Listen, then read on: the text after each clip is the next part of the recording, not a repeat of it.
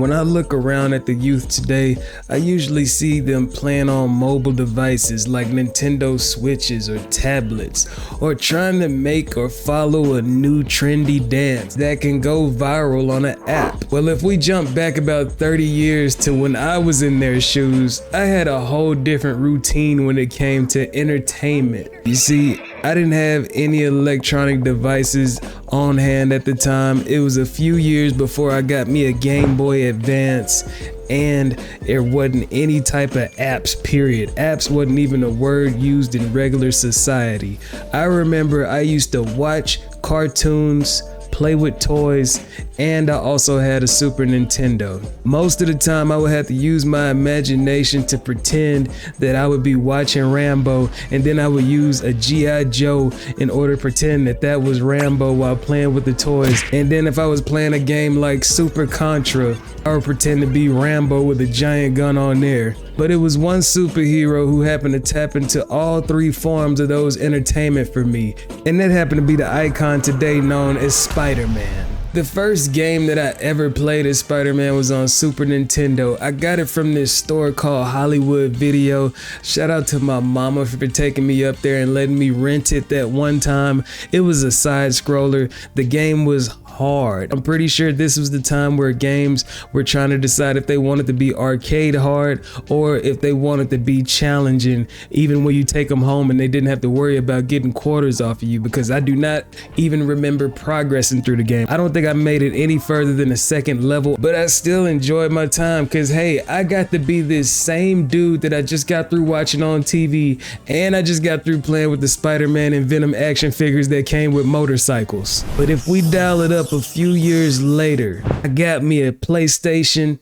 I'm starting to see pages in magazines with Spider-Man looking at me while he's crawling up buildings, and you can see the cityscape down in the distance. And then we have the release of one of the most legendary games I have ever experienced in my existence.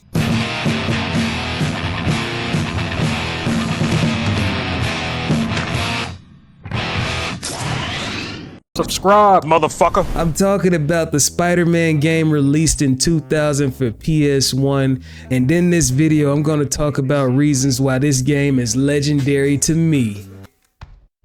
Kid mode! Kid mode!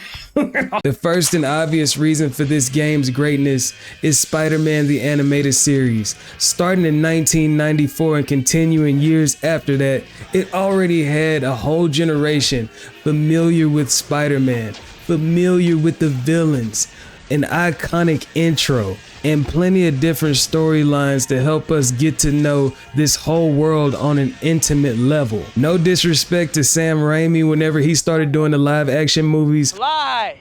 Up and away with! But this game complements the animated Spider-Man universe. The next reason for this game's greatness: the voice acting and writing get the vibe just right. I'm talking about the same voice actor that played Peter Parker in Spider-Man Unlimited also plays Peter in this game. Guess it's time for the world to get acquainted with the all-new, all-improved Spider-Man. This year's fully loaded model features nanotechnology, discreetly borrowed from the lab of Reed Richards.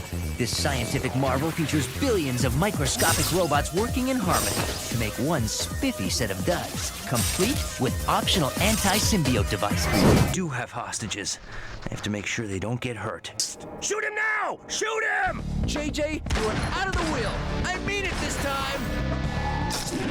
And shout out to the voice actors in this game. When I looked it up, some voice actors were playing like 6 different characters, but I didn't even notice this. They're doing so many distinct things with their voices and doing so many different characteristics. They also get the humor just right, because even when I play this game later, all of the jokes in here are still timeless, they're still hidden, and I found myself still laughing out loud while playing through this after 20 plus years.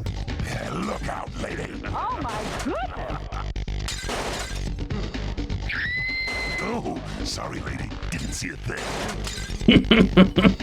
The next reason for this game's iconic status to me is its soundtrack.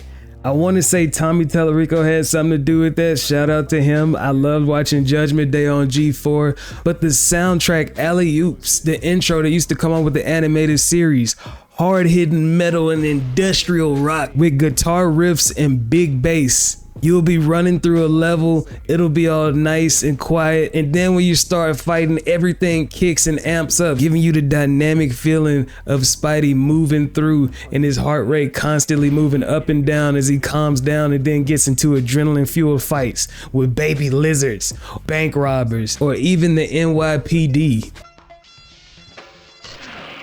Here we go. What's up, homie? You see how the music came on as soon as I kicked him in the face? That shit is so fucking clean. The next reason for this game's platinum status. This is the first 3D Spider-Man game. Coming to us with the same engine that's used in Tony Hawk's Pro Skater, another iconic series at the time. This is the first time we're able to web swing, crawl on walls, and even fight bad guys in fully 3D. They even use some of the limitations of systems as a plot device because New York City is covered in a fog, so you're not going to be seeing traffic and pedestrians walking around on the street level. Everything is covered in fog due to the plot, and that helps us focus on getting around these levels, these natural platforming levels that it seems like Spider-Man was built for. See that? See the Fantastic Four tower over there? We're about to go get that.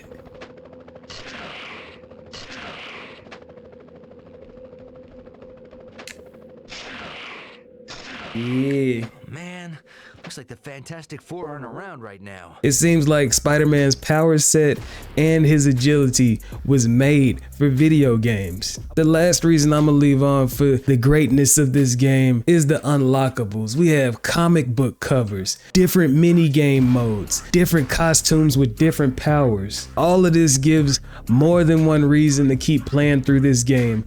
It didn't have any ulterior motives. Your incentive was just to keep on playing and having fun. And then when you go and look at the cheat codes, it unlocks different types of ways to play the game. Shout out to the legendary What If mode, where you get even more cameos, even more references to Spider-Man lore, and even more reasons to explore the areas in this game to see if you can find more Easter eggs.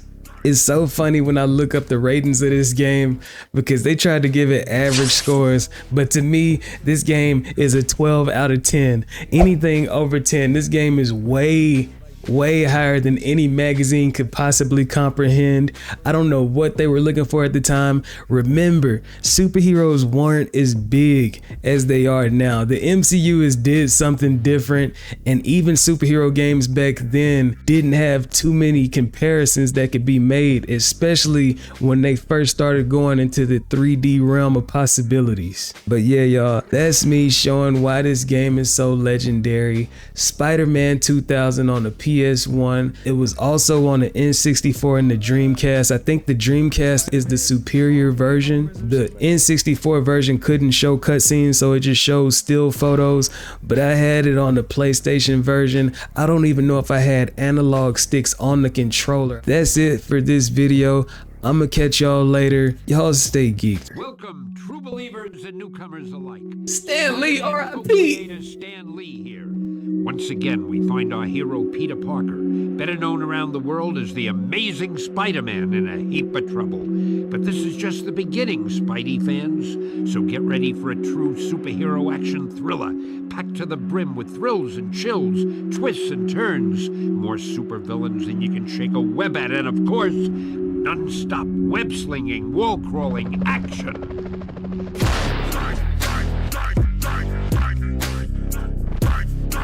And a very special honorable mention goes out to Capcom's version of Spider-Man that was in those Versus games. That Maximum Spider was so iconic that even Albert Wesker had to steal it when he hopped in on Marvel vs. Capcom 3. Alright.